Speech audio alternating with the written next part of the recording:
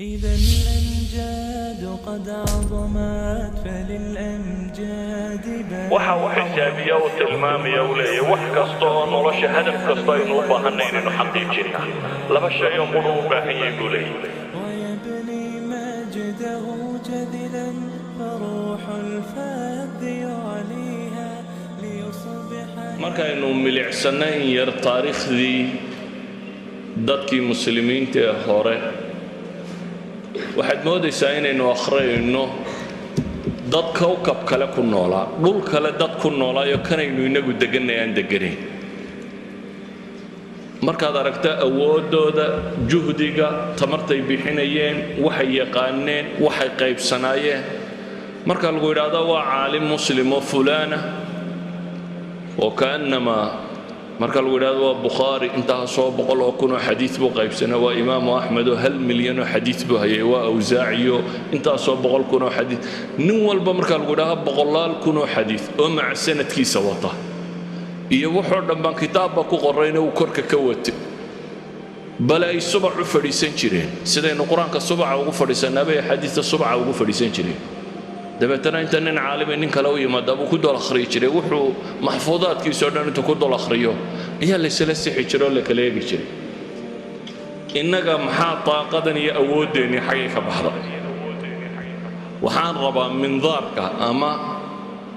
maxaa la yidhahaa mikriska waxaan nolosha waxaynu ku eegayno inaynu change garayno muraayadaynu xidhannay aada u qallafsan muraayadaha qallafsani waxay suurto gelin kari waayeen inay noloshii xaqiiqada ahayd aragno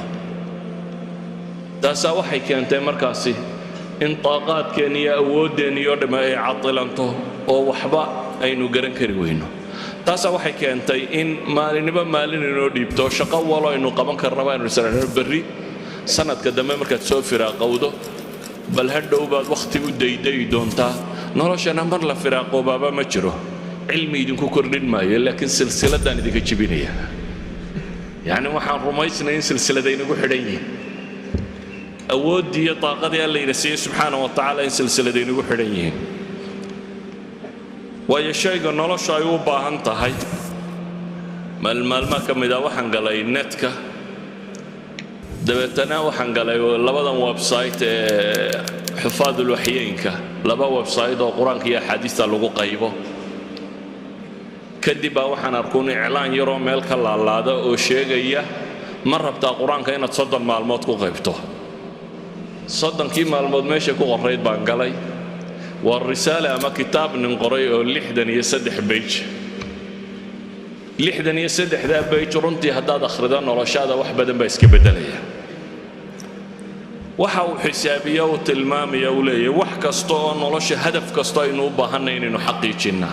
laba shay oo quru u baahan yahay buu leeyahay midi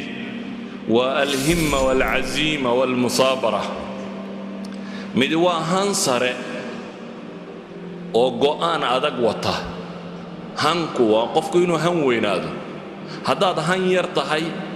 waxa weeyaan waa cigaal shidaadkii lalahaa maxay col hortii jabayay col hortii baad jabaysaa haddaad han yar tahay macnaheedu waxa weeyaan adaan waxbaba isku dayin ayaad jabaysaa laakiin qofku markuu han weyn yahay oo uu casiimana leeyahay go'aan adagna uu leeyahay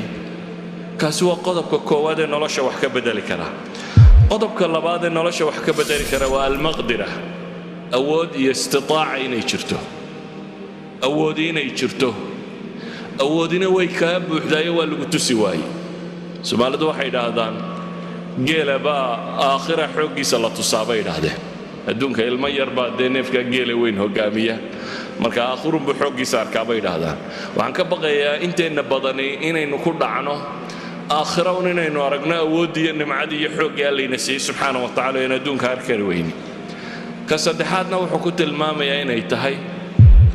in la helo الصح صالح المشجعة